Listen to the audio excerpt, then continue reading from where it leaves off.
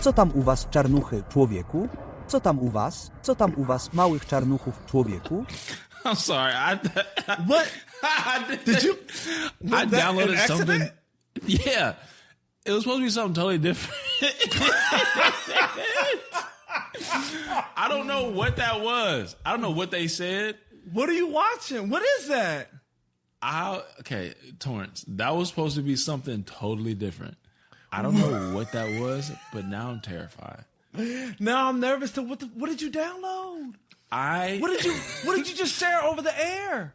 I don't know. I'm gonna keep that in. Hopefully, I'm not saying something insane, but that was supposed to be. It was supposed to be that meme. Where your mom at, nigga? Oh yeah. I know what you're talking about. Yeah. That's terrifying. It even says in the file name where your mom at from And YouTube. that's not what they said. What, Maybe they keep did say going. that. Maybe it keeps going. Hold on, let me see. Czarnuchu, gdzie jest twoja mama, czarnuchu? Hej, czarnuchu, gdzie jest twoja mama, czarnuchu? Danny, what? I think it translated. It did. It translated it. Hey, yo, mama. Ooh, tu mama. That's crazy. I did not do that on purpose. That's hilarious. AI. I'm a genius. I'm going to claim that. Anyway, that on this is purpose. dated. This is dated. A show that investigates love and intersectionality and language. I'm your host. Danny, I guess. Senor Daniel in El Playa. I'm joined by one of my best friends in the world. And we're going to investigate love today. Make some noise right now for Torrance Winder. Make some noise, Torrance Winder. Yes, sir. Yes, sir. Yes, sir. We out here. A beautiful Sunday. It is Mother's Day. Before all the jokes start and all the insane shit we say, Happy Mother's Day to Happy our Mother's mothers, Day. to grandmothers, to godmothers, to motherly figures, single moms, all the stuff.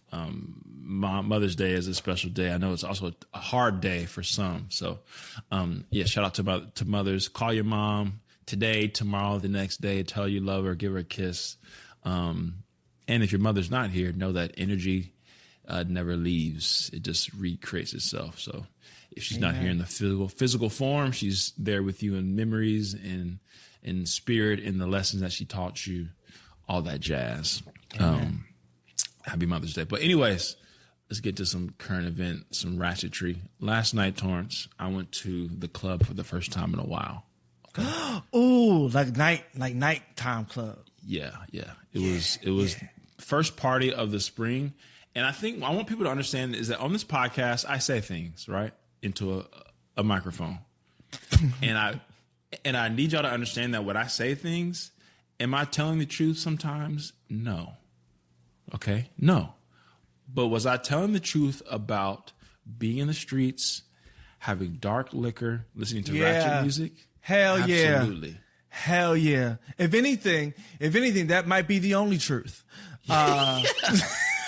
That might be the only truth that's coming out of this pod today. And you know what? That's all right. Because where's the Hennessy? Yeah. And last night I went to this party. It's called Southern Comfort. It was in New York. I guess a bunch of the DJs. Oh yeah, I've heard of Southern Comfort. Like it travels, right? I think so. Yeah. I don't know exactly how much or where, but it was fire. The tickets were relatively cheap. It was like a good vibe. It wasn't like too young. You know, sometimes you go to these parties and everybody feels like they're 25 and you feel like an old creep in the club. Yeah. It wasn't like that. It was decent vibes. The music was fire. When I say like it was college days, 2010s, Southern rap music, trap music, Jeezy, Future, Travis Porter, Bun B, and it has some of the new stuff too. Just like, that good shit. And there's a misconception that trap music doesn't incite dancing, and that is one of the biggest lies. People were dancing all night. Oh, because, but also let's talk about generationally. We danced. We would be we was outside, and I mean, we was moving. It wasn't like, of course you got people that just hold up the wall, whatever. But our generation in particular, we still had dance. Okay. Yeah. So that music, if it doesn't do anything, it incites a stroll and incites a dance. I don't know. Because you also had to. This is like back in we were coming up, high school dances. Like you had to dance on girls. You had to ask to dance. You had to, can I dance with you? The twerk was a feat. It was a responsibility for you to because seriously, it kind of was. It was one of those things. You go to the dance, you get a twerk, and then the next day or that next school day, hey, I saw you catch that twerk from old. You know what I'm saying? Like, I mean, we was dancing, we was vibing like that. It look, man. It was Pokemon. God, that must have been great. That must. How'd you? Oh, you did so and so. Yeah, you said I did so and so. Yeah, you 2 songs with so and so. Oh, 3 songs. Or the quick moment where you kind of come behind on some, and the friends give her the look, and she looks back at you, and it's like, this like unspoken communication. You try to give back a look that's like, what's my sexiest face I could throw on so she can just continue to do the dance, versus to be like, I'm okay, and you're like, yeah, exactly. That pain. That's real pain. Yeah. Mid dance, everybody, all eyes on you too, because you decide I'm gonna be the damn. I don't miss those days, but I'm sure that club. Were the people actually catching twerk though? Was that a little bit? It wasn't crazy. It wasn't like, it was older, so it wasn't like twerking. There was a couple of twerks here and there, but it was just dancing, good vibes. Like it was people singing the lyrics, people, where's your nigga? Grab your nigga. What's your, you know what I'm saying? Like, it was party music. Like that music is party music. Yeah. It's old, like all that trap, that Waka, Travis Porter, 2010s. Like that's party music. Sing the lyrics. Sure. Jump up and down type shit. And I feel like a lot of the music now isn't necessarily party music. Like you have the little Uzis that'll make a little slap here and there, or like the Baby have a little slap. But like that era, I'm trying to think of other names of shit they played. Like they was playing Big Timers. I mean, it was party, sweat rag. You know what I'm saying? Sing the lyrics, point at your friend kind of music. Yeah. That like nostalgia ultra moment of just being like, damn, this just feel good. Like it just takes you to a place of being like when things were just a little bit easier. When a cookout tray was $4 and like 12 cents. You know what I mean? Like where you can get a pizza, a large pizza for like Pastor. $15. Amen. You know what I'm saying? You know what I mean? Like with the fixings, with a bunch of toppings. Won't he do it? You know what I'm saying? Wow. Pastor, now you're preaching about a time in life when gas was, you know what I'm saying? Like, you know what I mean? Like please don't do this. Don't do this, okay? What a time to be alive. Literally. You had a great time. So you had a great time, is what I'm hearing. Oh, brother. When I tell you, one of the... And it wasn't even like I was like trying to scheme on shorties. Like, it was like... Okay, also, this is a thing. I think I have resting white girl face. And what I mean by that is... You have to explain this. I know. When I'm at parties... I don't know what kind of vibe I'm giving off, as if the one white girl, the 2 white girls that's at the cool black party want to lock eyes with me. And as if I'm supposed to, she's dancing, she's looking at me like, catching eyes and shit. And I don't know if it's the mustache, I don't know what kind of vibe I'm giving, I don't know if it's the cut of my jeans, but it feels as if they expect me to be like, oh, I'm going to save you, I'm going to talk to you in this environment. And I just can't. The white girls in this space. Yeah. And sometimes it'd be the tall, big, like first base white girls, but it's like, okay, this is crazy. This is crazy. They saw, oh, he tall, he chocolate. Maybe if I stare at him long enough. It's crazy, bro. It was this white girl. She was like hovering. It was, my boy Nick literally was with me. He peeped it before I said something. He was like, bro, I saw that shit too. Like 10 feet away. Every second was 10 feet away. I'm like, baby girl, not today. At this black establishment where there's 100 black ladies, I cannot. And I want to say something, but I'm afraid to say it. So I'm not going to say what I want to say. Please do. Because what the fuck are you doing here? Sorry. No, that's crazy. Well, somebody has to call the police. Somebody has to call the police. Because at some point, talk to the police when they come. When you go in there and you start scheming like that, I don't know. Ma'am. And it's not, it wasn't just last night. It's something that I'm doing lost? wrong. It's something that I'm doing wrong where I'm like, why am I the default nigga? Like, why am I the one that you like, all right. Are you the white woman whisperer? It's something Are you the white woman whisperer in the club? It is nothing against white women. It's just why am I the one that you're like, yeah, that's they food. Said, it could be the mustache. Niggas have mustaches. Steve Harvey has a mustache. You think Steve Harvey is cracking white girls like that? I don't know. What's your ass? What? This comb, whose comb is in this? What's your ass? Please, lasagna. What lasagna? Who made this lasagna? This casserole? What your ass say? What? Steve Harvey with a white girl would be crazy. That's my little white. This is Hannah, thick Hannah. The episodes in the yeah. Steve with a white girl would be crazy. That's actually disgusting. Anyways, all right. We can scheme over this real quick, but this hantavirus thing, if it is another pandemic, I have a couple things. One, who wants to be in a relationship? Let me know now so we can just do that and just be in the house fucking all the time. Let me know. Two, if there are more PPP loans, I'm scamming. I'm starting a business immediately. Mm-hmm. I actually have one now so that when you can look at it and when I do apply, you see that the business I have. That's smart. That's very smart of you. Mm-hmm. And then three, I'm going to start TikTok dancing. The moment that there's a case outside of this cruise ship in America and New York specifically, I'm doing the fucking dances. I'm selling out. For sure. Renegade, baby. What? Absolutely. 100%. That's all you're going to hear me. Renegade. Yeah, that's it. I'm doing every little trend that I'm doing every little trend like, yeah, nigga. I'm selling. Renegade. That's all you're going to hear every day, all day. I'm doing a TikTok shop selling fucking missiles.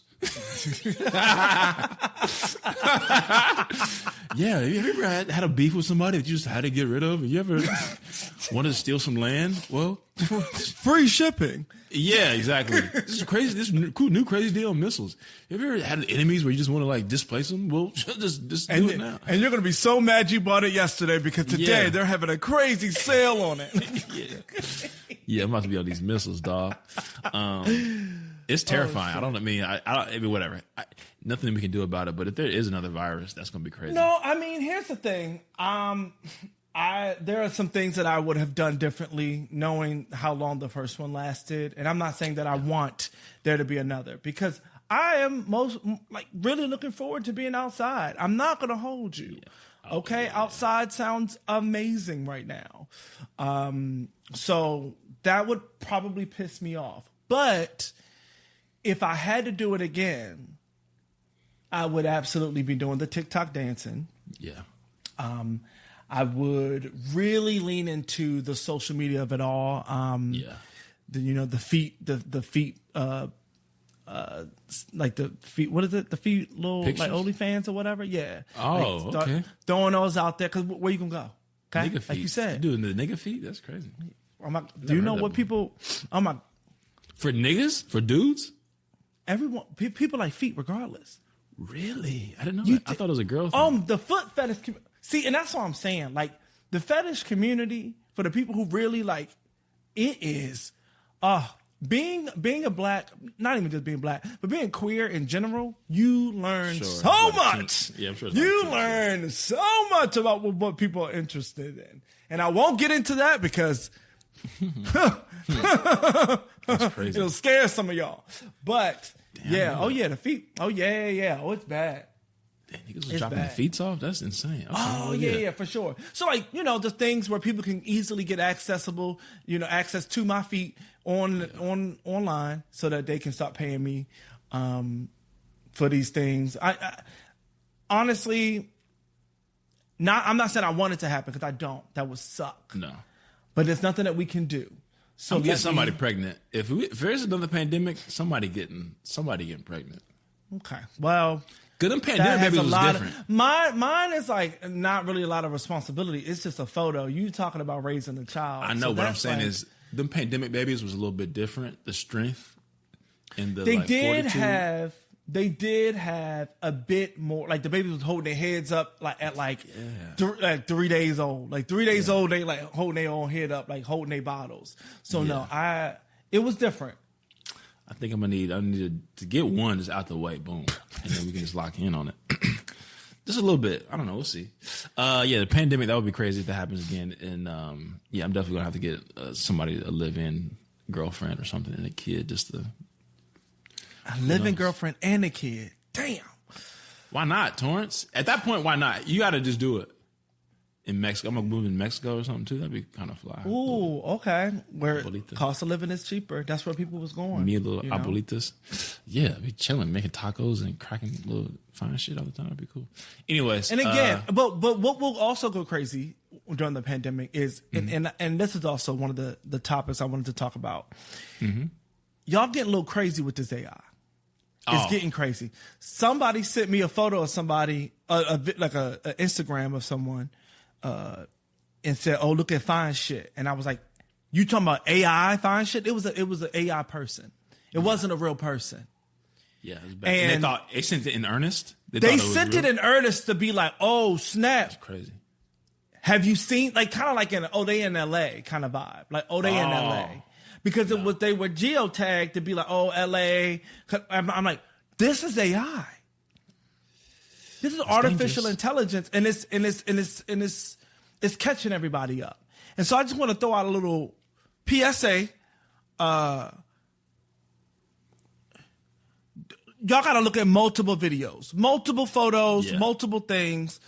And just have a little discernment about you, because it's getting good. Don't get me wrong; it is getting good. It's getting very convincing, but it's getting a little out of control at the same time. Also, do better. I mean, the lighting. If it's like, think about the way the world works. If someone's perfectly lit just through and through, and they're outside or something, it's like that's everywhere. Probably AI. But I mean, I think the real issue, the problematic part of it, it's like an evolution of social media to where, when it comes to dating, finding people. We all have so many options, whether that's the truth or not, right? We have so many people in front of us, so many people. Why would I settle when there's so many other bad shorties around? So the AI thing makes it worse, where our perception of reality of who is out there. It's like, why would out there? Yeah, why would I date this chick when there's a big titty, fat ass, perfectly 5'11" chick, on Instagram, like a baby that lives in Brooklyn. She lives in Brooklyn too. Oh my gosh, she's so cold. That's not real. Yeah. That's not a real person. That's not reality. It's not a real person. On top of Instagram or Twitter or Threads already showing you the best versions of people, dating apps showing you the best versions of people. So now I think this is a reality. The lighting is good. I'm not lit like this all the time. The lighting is just real good over here. That's it. Yeah, exactly. You know what I mean? You're not seeing me without my teeth brushed and a bad angle. You're not catching. You know what I mean? Like, please, ladies and gentlemen, just be careful with this AI. I can't stand the AI.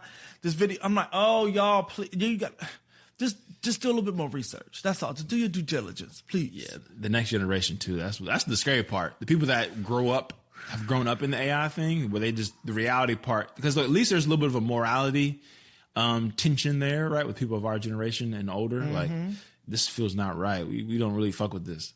There's 5-year-olds now that are going to grow up in elementary school. All they know is ChatGPT and Claude and all this kind of shit, and images, and they can just prompt AI conversations with this, AI interactions with, Well, even think about it, even in media, like the devaluing of media is happening so rapid because of AI too, where it's like literally there's going to be kids.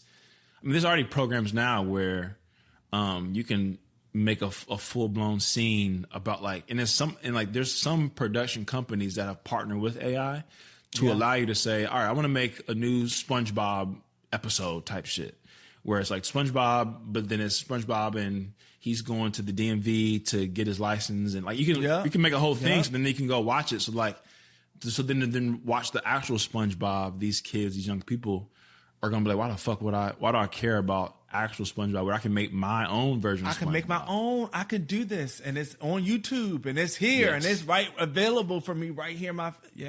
It's already here. Like it's like the worry about AI. Like it's already here. Worry about that in no a way. more. Yeah. Ain't no worry. You just gotta understand it. You gotta understand it.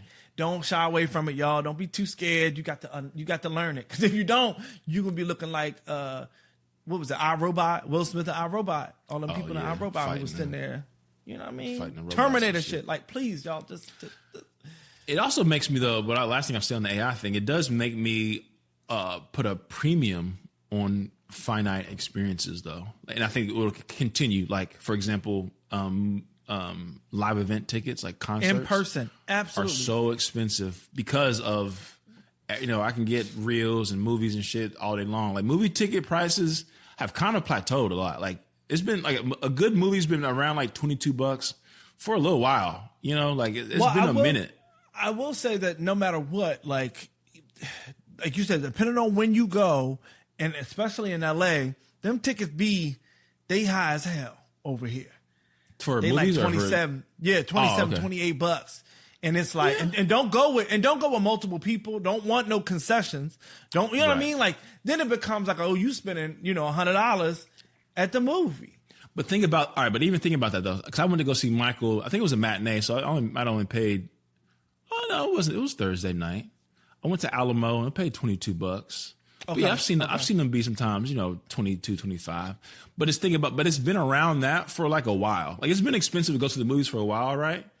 But like I look at and that's not as finite. I look at like a concert ticket. I wanted to go see Leon Thomas last year. I like Leon, his last album, and I feel like Leon's like this is before the Grammy, so he wasn't like he didn't win it, whatever. He just Grammy winner. No, I get it. Mm-hmm. Mm-hmm. And the tickets were like $250. I'm like, nigga, $250 to see Leon Thomas and like GA seats. Yeah. Because you got to go with another shorty. So with a shorty. So now I'm paying $500 to see Leon Thomas. Well, you got to go with a shorty. You got to go with a shorty. Yeah. I mean, I don't got to go with a shorty.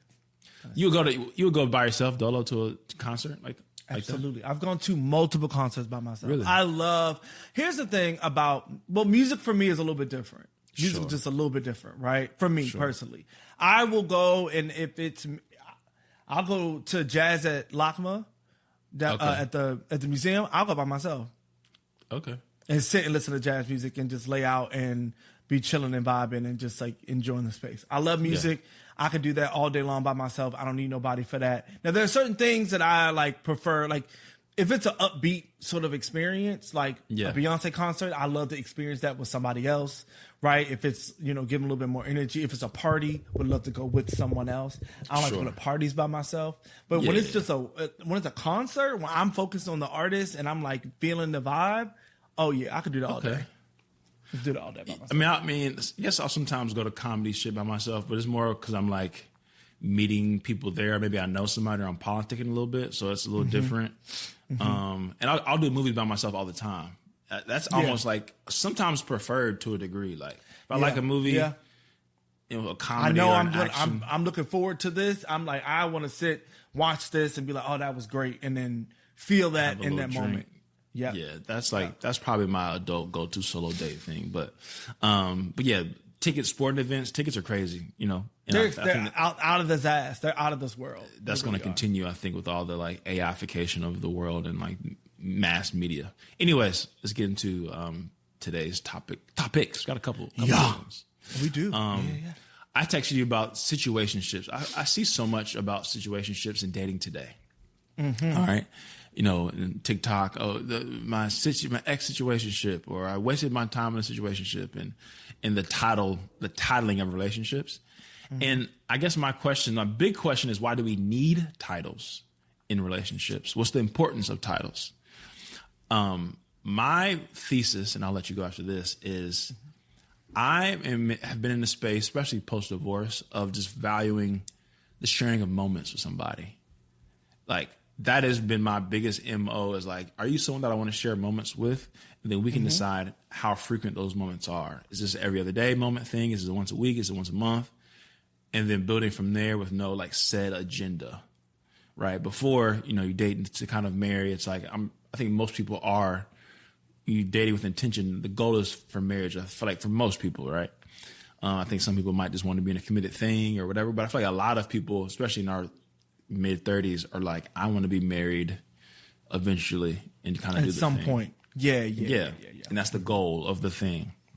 So and that's kind of come up where like it's been an issue in previous time in relationships for me of like, what are we type shit. And I've gotten a lot better as of late to communicate where I'm at with relationships in general. Mm-hmm. And I think now I'm even in a more of a space. We talked about this before where I would entertain being in a monogamous committed thing, but it has to be like right and has to serve me in the path that I'm on. But I still value those situationships, quote unquote, because I'm going into them under the guise of friendship first. Yeah. So it's not under the guise of like lust, where like I want to like you. I like she's you. cold. She's a freak. So let me just fuck her, but I don't want to actually kick it. Mm-hmm. I think when you go with a friendship, then it's like, all right, we might be doing all that shit, freaking fucking whatever. But even if we don't, I still enjoy your company. You can still come over and kick it with me. You can fall asleep on the couch. We can, have fun. And it's still like a good friendship as the basis. Yeah. So anyways, I want to pass it to you. Yeah. What are your thoughts on all of that? Yeah. I mean, I think why people feel like the need for titles is because the facade that a title will make them not cheat on you. And I want to be very clear, cheaters gonna cheat, whether they are your situationship or your partner, girlfriend, boyfriend, or whatever it looks like. The cheater's gonna cheat, right? And so putting a title on something is a way to like control them. And I don't mean control in a way that's like, oh, I want to control you or whatever, but it's a subconscious thing of like, what are we? Let's get into a relationship so that you are mine, I am yours. And if you do something to me, if you cheat, if you do whatever, then, it's even worse if you do it that way. Now, if we're in a situationship and you're engaging with other people and I'm engaging with others, I can't really be mad. I can't really be upset about it because we don't have a title on it. So that's like a misconception, but go ahead. No. I'm saying that from that perspective of like the idea that you can't get upset in those situationships, the idea that you can't feel what you actually really, really feel in these moments and like in these situationships because we ain't together. It's a tactic. It's very interesting. So I see it two ways. I see it being like something that is casual, that's fun, that's enjoyable, that isn't too much pressure to some. I see it being weaponized as being like, we just kicking it. Who said I was outside? I was already doing that. I've been doing what I mean? Like I've seen it being weaponized in that way. Sure. And so I think that titles comes with the false security or security that people have, but like also a false one that like, this person isn't going to do this because now we're together, right? That sense of commitment is a little bit more locked in than if it were to be in a situationship. Yeah, I mean, at the highest level, I do agree that I see the value in marriage. Like I know how some people I think want to get married for very shallow reasons, just the titling of it all and the wedding and the whatever. Oh no, I'm just talking about splitting bills. That I think that's my shallow reason. I'm shallow because I want to get married so I can split the rent. I want to split groceries. Jesus, let's. You know what I mean? Let's split the light bill. Let's split. Yeah. Let's do the things. That's my shallow reason. But yes, you can live good. You can live. Yeah, if two people with decent jobs can live good, damn near anywhere in the world. Come on, what I'm saying. But there is that sense of you do have a sense of security in a relationship. Like when you're married, if it's even if a decent marriage is like, at least this part of my life is figured out. There's still work I got to do, right? I got to show up and be, the love languages and be a supporter, all that kind of shit. But at least I'm not coming home to like wondering, is this thing over? Or like, when you're like in a situationship, there is that moment of like, do they like me as much as I like them? Are we sure of this. As locked in, are we locked in to this? Yeah. It's like, you feeling me like I'm feeling you? Are you yeah. You know, it's like it's going well. Then one date happens where I'm like, okay, this might be over. You know, like it happens fast. It's happened fast so many times where it's like, oh, this might be a wrap. Like you look at me weird, or you say a thing, or somebody that knows you tells me a thing about you and is like, ooh, okay, I didn't notice that. And now you do something different that makes me notice it even more. So I'm like, ooh, now I can't trust you. Or now I don't look at you the same personality wise, because I do feel like you are, manipulative or opportunistic or kind of shady towards your friends or whatever like that. So the situationship, I will say, I think without having a certain level of commitment to that person, because even, there's people that are poly that, fuck other people. It's not all like lust or whatever, ethically non-monogamous. But I do think that lack of, I guess, foundational titling can seep in that like uncertainty with that person. I also think that like we as a generation, unfortunately, and I said this a while ago, and I don't know if people really took to it, but like just calling dating a situationship. Like I'm dating you. We're dating. And like maybe we are moving towards something or whatever, but it's just dating. And when I date somebody, I want to get to know you. I'm talking to you. I'm spending time with you. We're going out. We're hanging out. We're getting drinks. We're doing these things. We are fucking. We're talking about real things, right? I'm dating you. I want to know if this is a viable thing for us to get to where, we are in a committed relationship and we're married. And again, if that is the intention and in the direction that's headed. And then putting a situationship around it, or that phrase, it puts it in this weird, like, way of being like, oh, it's not quite a relationship. It's not quite, like we free will, whatever, but it's a situationship.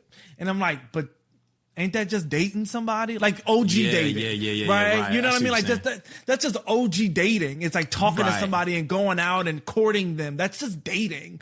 But like, I don't know. I have my own theories around why people are like that. So I do agree. I feel like, if it's like 3-4 months, that's like you're just dating. You're trying to figure it out. I've had some long ones where those were situationships where we've had like rounds of what are we conversations, and it never progressed beyond that of what it was. And there was like a level of care there, but these people were never like my girlfriends. That's what I mean. But I think it is different. Yeah. I wasn't like necessarily courting them still. We were just like properly dating. We were like planning dates and shit, but it was also like, you want to come over or you want to go to the beach? Like it was. Yes, and so the way that I look at it again is like, yes, this is a situationship. We're not connected or committed to each other in this way, but like you're talking to other people. I'm talking to other people.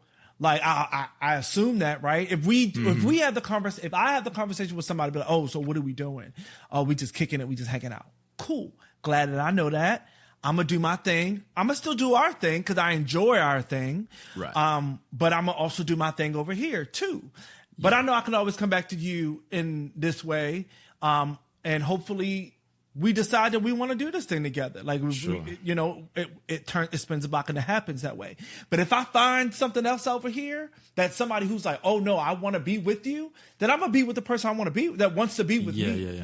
Right? So that's what I'm saying. Like, I guess situationship for me is, I don't know. It puts a boundary around, the freedom that people have when dating.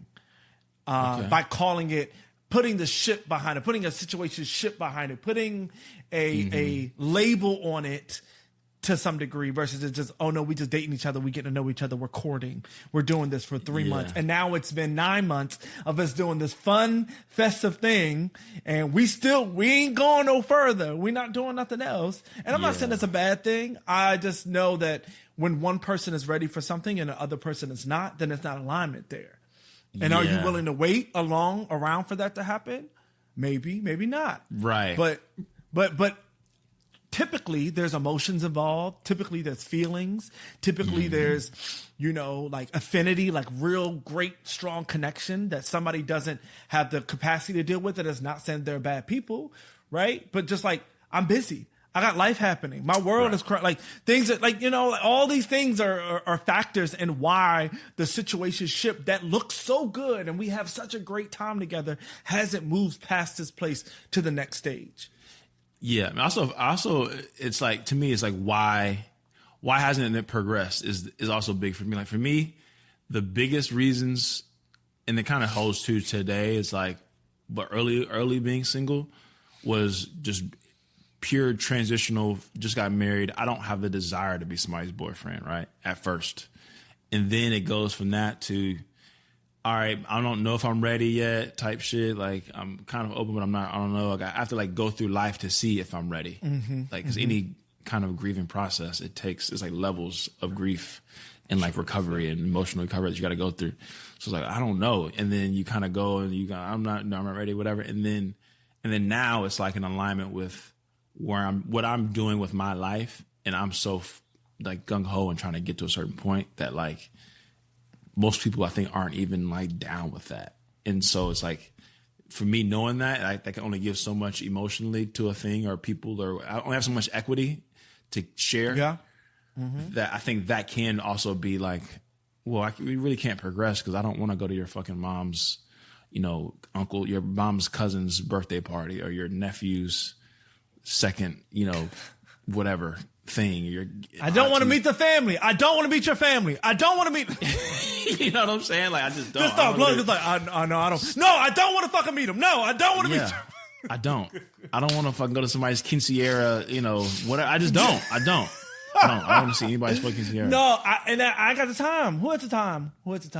I don't. If I'm gonna sacrifice a Saturday, I want to either be on my couch in my drawers in my robe, or at a fucking party, or sleeping, or whatever, in the woods somewhere on a hike. I don't want to go to your And I think you have to get party. to that point, or I think it's about finding that person who you like, you know what? Sure. I do this. Let's do it. I do Absolutely. this for you. Let's go. Yeah. All right. What time you said? Shit, I don't want to, but I'm going to go. And that's exactly where I'm at, where it's like, I don't know how much of it is timing in my life or me not finding the right person yet. Yeah. I think it's a mixture. I think once there is, in my opinion, I think it's a mixture of just like having so much going on up here. Yeah. That I always think about the people who always say, like, oh yeah, I met them 5 years ago, but then we came and got reconnected, and now we're together because we're in the right place at the right time, in the right headspace, or whatever. So I think meeting somebody I think it's a bit of both. It's like, do I have even the capacity to think about what my life will look like with you in this way? Can I even envision that? Can I even allow myself to get to that point with all the shit that I got going on? Yeah, because I think sometimes when you meet somebody, your high school sweetheart, where like y'all both are at the bottom and you're like, there's no progression and you just go for it. That's even different because it's like we're building our lives together. But I think it's also really different when you like, I have a little bit of momentum. Like I'm not rock bottom. I'm like 9 months away from being in a different place in my career, I think. And most of my peers are too, right? Like one of my comedy homies, he did Gramercy Theater this past weekend, 2 sold out shows, sold like 1,000 tickets. And a year ago, he was like, he was doing okay, but he wasn't, he maybe could headline like a local show, 50 tickets or something like that. But a year later, selling 1,000 tickets in New York City, it's inspiring. It's cool. So it's like, that's the reality of a lot of my peer group that are chasing the thing. And he's just one example of a handful, like the Kevin Hart thing. Yeah, no, for sure. Just came up where like people's lives have changed relatively overnight. And it's like the competition on Netflix. And it's like, that's the reality. So it's to kind of be in this in-between spot. It's hard for someone just to come in and be like, ooh, I see the vision. You're not there yet. I like you, but it also could not work out. So why would I, and you won't even come to my fucking nephew's or my niece's quinceañera. Like, what the, like, this is weird. You don't want to go on vacation with me? Like, oh, why would I do this? So it all makes sense to me. So anyways, I think that titling, to your point earlier, you said about having to title situationships as you're dating is kind of a funny oxymoron that, like, even though it's not categorized, we're still trying to find a way to categorize relationships. Yeah, like what it is. Like, I gotta put something, gotta put a title on it, gotta call it something. You know, it's fascinating, right? From the sociological standpoint of just like how people are feeling like I need some type of assignment for belonging, right? Yeah, you know exactly. what I mean? Other topic that I discuss, I love that. I think, situationships are, dating in earnest is fine. I don't think we have to overthink that. I think sharing moments is important. And I think that should be the minimum guarantee of it all. Like, do I want to share moments with this person frequently or infrequent? That we go from there. But dating apps specifically, I was talking to a homie last night, and there's just this theme of young ladies, shorties, as I call them, putting like applications in their dating app bios. Have you seen this before? You mean like a fake application, Forms. like photo, like an application form? Like oh no! Put, the like, Google, questions. the Google forms. No, the Google forms. Yes. Do niggas do that? Not as frequent, but I have seen them.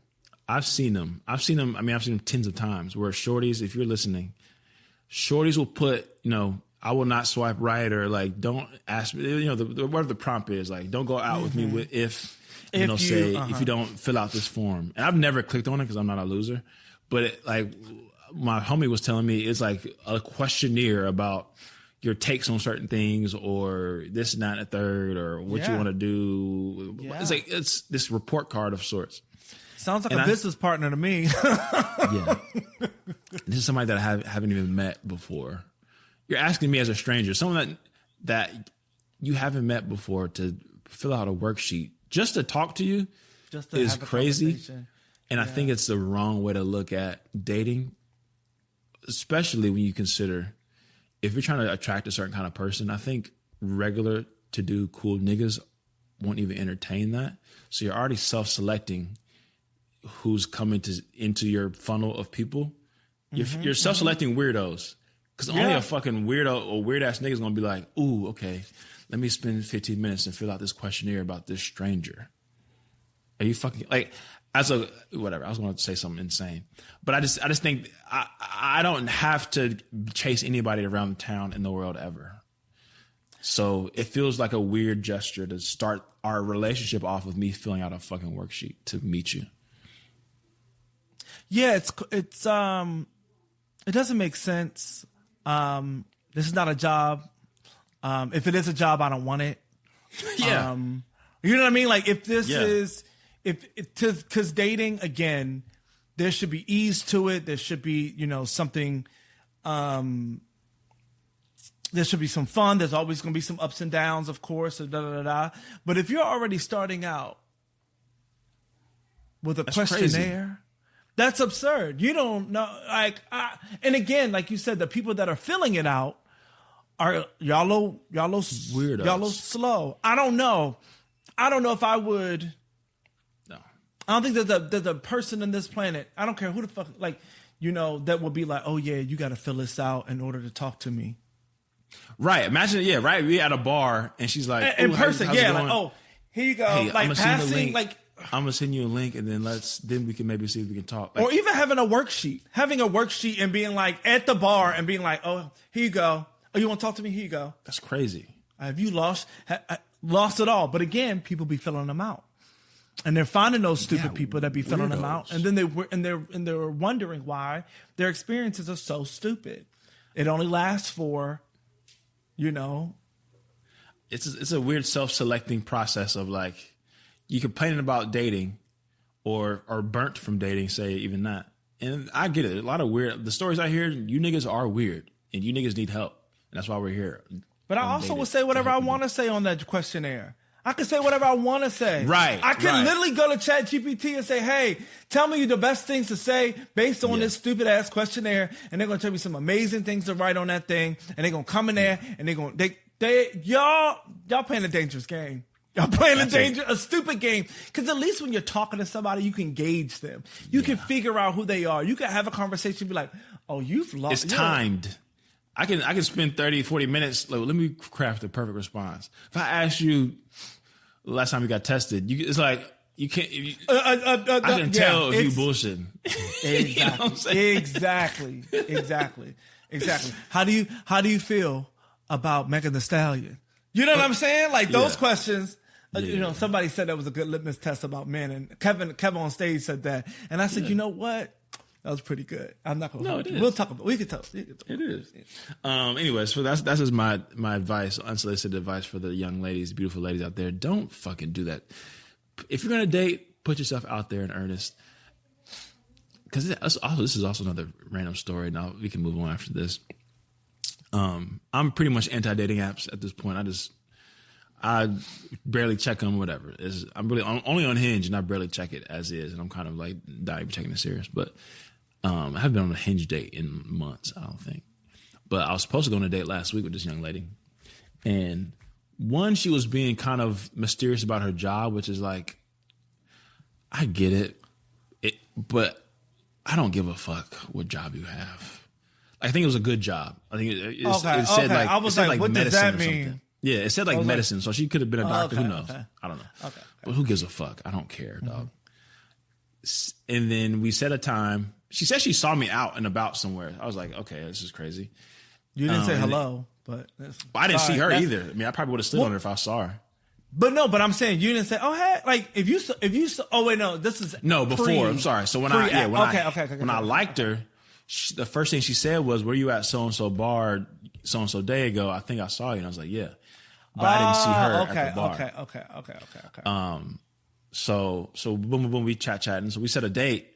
She morning of, she cancels. She's like, I had a horrible night's sleep. Cancels. I'm like, cool, perfect. Because I was on set all day shooting something else. I was like, honestly, I'm not really tripping. It is what it is. I had a show, so I was like kind of tired as is. It was gonna be a 9:30 date, so it was gonna be late anyway. But I'm not. If you cancel on me, I'm not about to make the initiative to reschedule. Yeah. And it was for me. I was like, all right, no worries, cool. And then she like unmatched me like maybe 2-3 days later, which is like, yeah, sure. And who knows why? She could have deleted the app. She could whatever. Why she unmatched?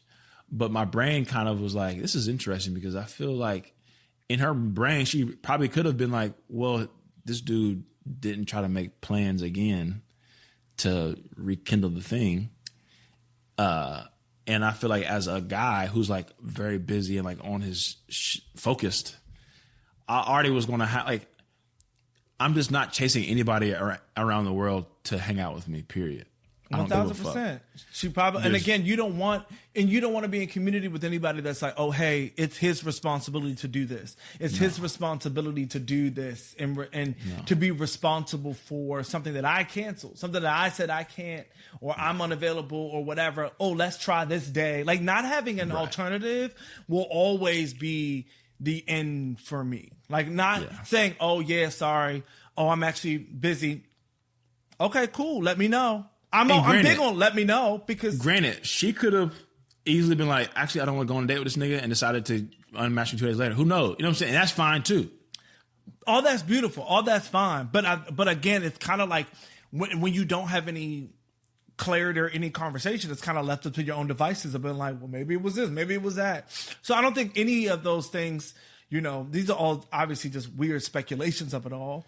But I know that I've been in situations and circumstances, and it's different when it's two dudes dating or whatever, where I'm like, look, I'm not, you said you want to take me out on a date. I picked the place. And so we go on this, like I set everything up, right? Oh, I want to take you out. Okay, well, what about this? What about that? And I set something up. And you're like, yeah, let's do that again. And I'm like, okay, cool. Sounds good. Let's do it again. Are you going to plan something? Yeah. You're not going to follow up with anything. I have to do the planning again. I have to be the one to set up everything again. That to me feels like I'm doing a lot of work and you're not doing anything. Yeah, it should be a level of ease to see somebody. Like going back to those moments. How do we create moments together? And if it's easy enough to create the moments, then the moments themselves can be the priority versus the weird logistics and the lack of flexibility. Last thing on this is a shorty that had an entanglement with a while ago messaged me on it. I'm being professional, Torrance. Come on. This is rated PG. This is a LinkedIn podcast. Responsible by LinkedIn. Yeah. You didn't know that? Yeah, this is LinkedIn. This is being simulcast on LinkedIn right now. Shut up. No, she was like, how is dating? What's the difference between dating in New York versus LA? And to me, the biggest difference is that New York is way more transactional. New York is faster. You get to the no faster, you get to the yes faster, but it's way more transactional. LA, it's less like I went on a lot of dates in LA, but it felt less like transactional. It felt more like you're gonna take it a little slow. We're not in a rush. Okay, that's what you mean. Okay. You know, we get to the like, you know, you're going. I've been on 3 dates usually in LA. We probably are cracking and like we can take it as long as we want to go. In New York, you might go 3-4 dates and like after that third or fourth is like you'll never see this person ever again. That's happened multiple times. And it might even on both ends you might feel it where it's like actually this isn't this ain't it working. And you're okay. I'm gonna say this and this sounds fucked up, but it's nothing worse when you also don't feel that it's special towards somebody, but you keep it going just because you do want to crack. But then they end it all. They end it before you can end it. So now it's like I'm mad. Because now it's like you cared more. But it's like actually, I didn't really think there was that much of a future here either. But you look good and we do have some fun together. So I did want to fuck around a little bit. Yeah, that's happened to me I get that. at least 5 times, and I'm like, I gotta start. That's how I got to where I'm at now. Because then it feel like, oh wait, now my power, not like my power gone because it's not that deep, but now you done took away my agency to be like, no, I was going in this, I was going to cut this off, but now you think you got power? No, I was going to do that. I just wanted to have some fun, but I was going to do it first. Yes. Before Valentine's Day, I was gonna cut this shit off anyways, but now, okay. Now you want to cut it. So you think, no. I was going to do it first. No, I was going to do it first. I get it. This wasn't a summer relationship, but now I'm stuck looking like boo boo food because I couldn't break up before you. That's crazy. All right. Anyways, our segment, one of our favorite segments, new segments from Torrance. Thank you for producing this. DMs of the week. DM of the week, baby. Yes. I got this DM from a shorty on Hinge. This is early this month. I had one of those prompts, whatever. It's like if you love certain things, you know, boom, boom, boom, boom. And one of the prompts was sneakers and fashion. All right. She responds and says, waiting for kicks to be delivered as I write this, period. Next sentence, you poly /ENM. She goes straight to like, I'm getting some shoes delivered, but by the way, are you poly or ethically non-monogamous? What do you mean? Honestly, I'm kind of happy you getting these. Off the dribble is crazy. She said, I love sneakers. Sneakers are my favorite. But also, you down to play? What?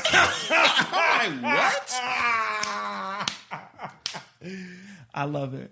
Torrance, off the like. Yeah. Not even after being accepted. Off the like is crazy. Yeah. She said, I don't want to waste your time. She said, we got something in common, but do we? I like her. Right. I like her. But do we?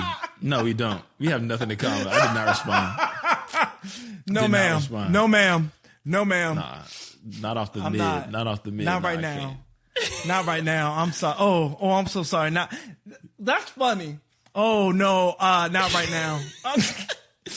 Nah, I'm monogamous to everybody. I'm not to everybody. Yeah. I don't. I'm like, what kind of sex couplet was she inviting me to? That's crazy. She sure was. She's gonna say, "Hey, do you want to pull up?" I fest? love that. That's fun. No, I'm glad. What I will say is that I'm glad the straights are getting it. I just want to be very clear on that. The amount of smut that I get on a weekly basis from strangers is unacceptable and inexcusable, but I'm so happy that you are. That shit was crazy. And last thing, other DMs. So I shot my shot. This little young lady, cute little young lady, whatever. And go back and forth. And I'm like, all right, well, if you ever, down to get a coffee or a drink or whatever, whatever, I would be. And like the day later, this is the most player shit I've ever been told in my life. Mm-hmm. She responded to the other thing. And she was like, okay, great. I'll keep that in mind. I said, oh God, that's the slickest shit I've ever been told in my life. Cause she said no, but she did it in the most player way to where like, I want to meet her just to shake her hand and be like, I'm using that shit for the rest of my life. I'll keep that in mind. I'll keep that in mind. Do you know what kind of things you keep in mind? Yeah, taxes. You know what I'm saying? I'll keep that. I'll keep your offer to hang out. I keep taxes in mind. I keep the electric bill in mind. I keep my my sugar intake in mind. Wow. I keep my caloric deficit in mind. She said I'll keep your offer in mind. I'll keep your offer so that the next time I'm thirsty. Yeah. I'll think about it. You know what I kept in my mind? That nigga said he wanted to take. You know what? Let me hit him up because I'm thirsty tonight. That's funny. The next time, yeah, I'll consider. Because I'm not considering now. But the next time I do like need something to drink, I'm going to think about potentially. I'll keep that in mind the next time. Wow. That shit was good. That was the most player shit I've heard in shout out years. Shout out to her. That was I wanted to respond on some like, that's the best. I just hearted it on some like chill shit. But I honestly want to go back and be like, this was the best flash response I've ever heard in my life, and you deserve. I think as a comedian, you Prize. kind of have a responsibility to make sure that she understands that I will be talking about you for a bit because that's crazy. I'm gonna have to clip this up.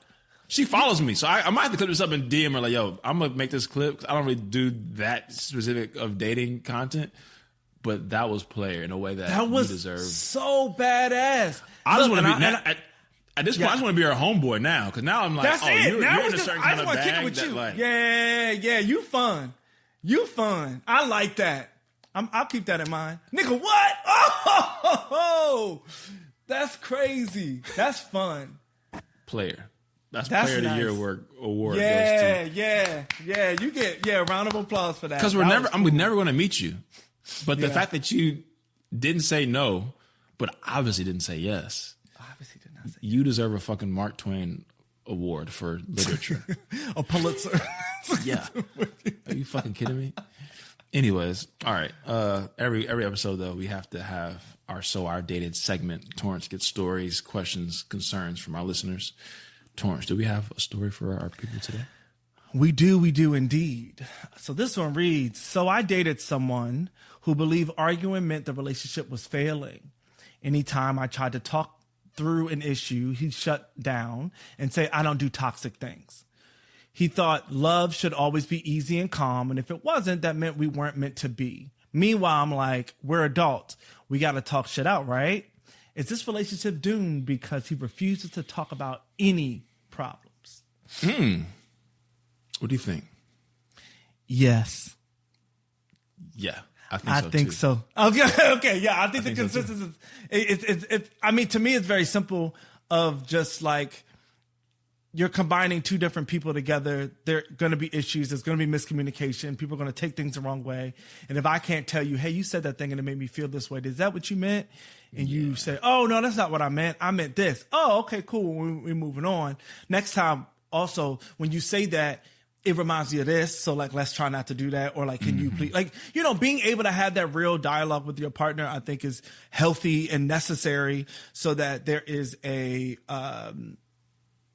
there's a thoughtfulness in communication that eventually becomes like something you don't have to think about anymore, right? It becomes easy. It becomes calm, right? But you have to learn your partner in this experience. So, and just like learning all this shit. So I'm like, yeah, baby, you should run. You should run. I think I agree with all that. I think that the problem is only in the way in which you communicate, like how the disagreements are happening. I think as two individuals, it's okay to have arguments. It can be small shit. It can be, you want to watch this thing versus me, or you want to live in this part of town versus I want to live in this part of town, or whatever, the furniture, whatever the fuck, how we shut the house down. Those small things, when you live with somebody, become things you have to figure out. And if you don't approach those things, then every time somebody turns the lights off, when you want the lights on, you're going to be pissed off, and then you're not giving that person the ability to adjust, or even the choice to adjust. They might still not want to, and that's a different conversation. But that small thing or that big thing that you don't want to go to your in-laws for Christmas, and they want to, but you never say anything, but now so you pissed off all Christmas. It's like, if you just communicated it, then we at least can know why. Maybe there's some concessions. Maybe we go every other year. Maybe we only go for a day, or maybe we just stay here and adjust. Maybe they come to us, type shit. But when you're not communicating, that resentment builds so fast, and it's off of 1,000 cuts. It's not always just that one big thing that ends relationships. So you have to be communicating. But I think the way in which you do it, are you belittling people? Are you calling people out their name? Are you being, condescending, gaslighting? Then that's when it becomes an actual problem. Yeah, I mean, one of the things that I say when it comes to relationships that I felt the happiest in, or when I felt like, oh, this is could do something, is when I think good of your partner, right? Thinking good of them, right? Giving them the benefit of the doubt, to be like, they're not trying to hurt me. They are saying this thing and it's bothering me, but they're not coming from a malicious place. Right. Once you start thinking that your partner is coming from a malicious place and they're trying to hurt you, harm you, cut you, all these things, it's, hey, get ready to get ready for hell. You know what I mean? But when you know your partner, when you trust your partner, you're like, hey, this is an argument, but it's not an argument to like rile you up, piss you off. No. This is like for us to get to that next step and to move past this and move forward. And if you don't have that sort of like vantage point when your partner is coming to you with a problem or an issue that they have, you're kind of, you know what I mean? You're always going to be defensive. That's something you got to work on your own. You got to go to therapy for that.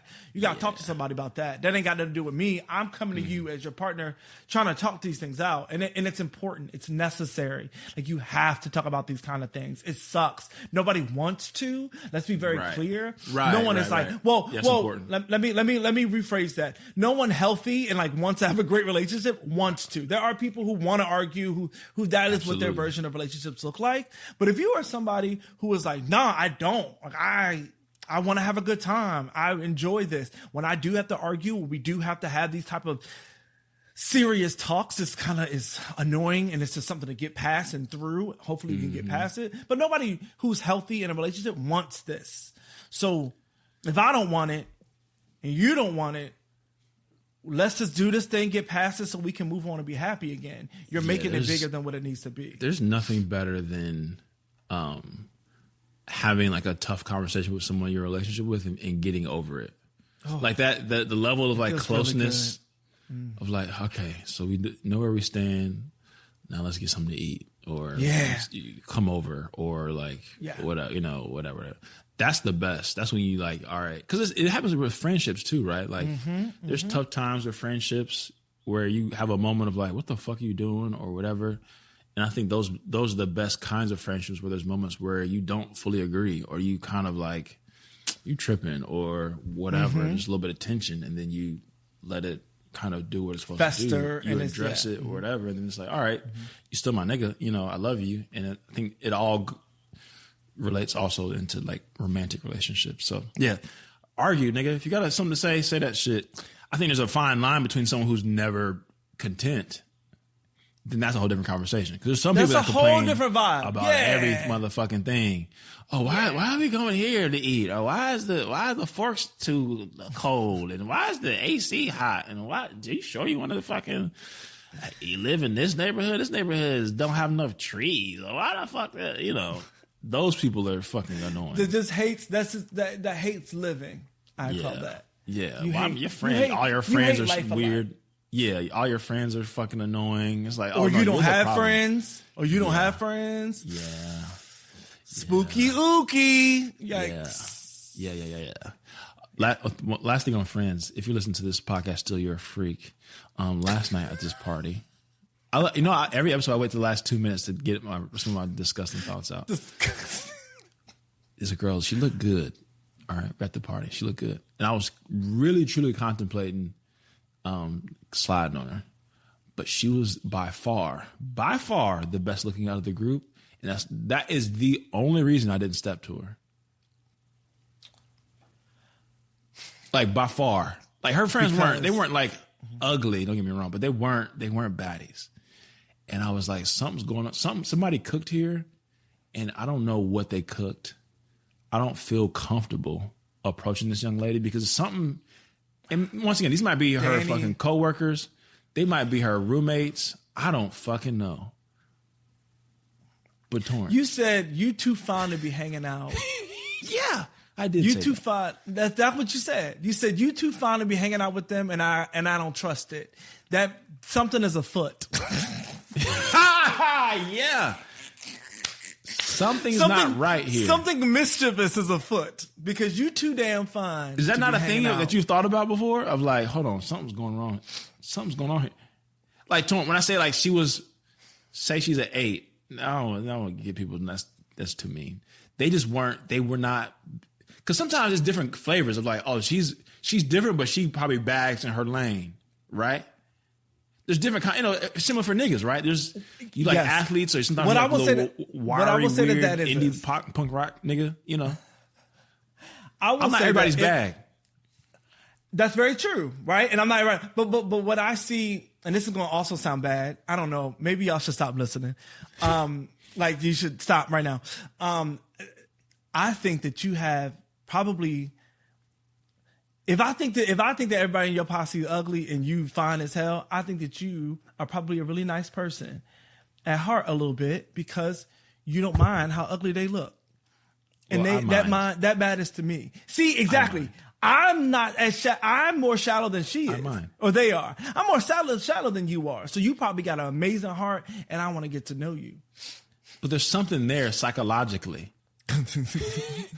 Because if that will put you in a place to be around. I don't know. Once again, because some of those people have like you can't be both. No. Like you gotta have a great personality. Like I'm talking about the friends. I'm talking about the friends. I'm thinking like, oh, you're like, please have a great personality because you gotta make up for something in your looks, right? That's what I'm thinking. What I'm saying is though, sometimes say it's a group of 4 or 5 shorties.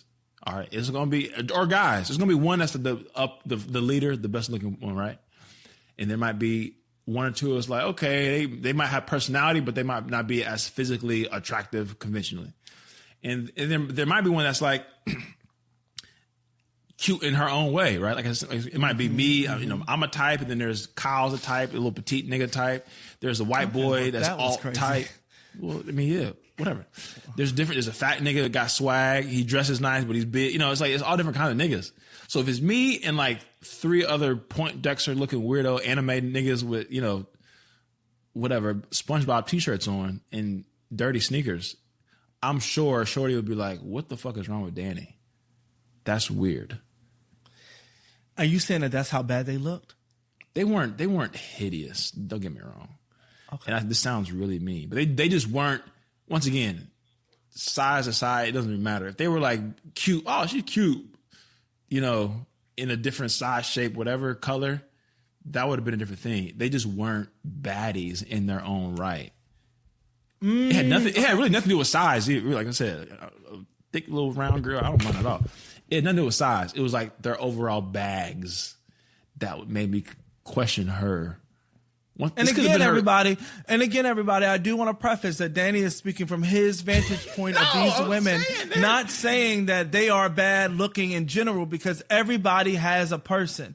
Everybody has love. I agree. You can find love out there. Completely. I agree. But we're just talking about this scenario just in particular, and this goes for boys, girls, whatever. If somebody just sticks out so much of the mean of their group, that's a red flag. Is that not a red flag to be like, I don't need to do this?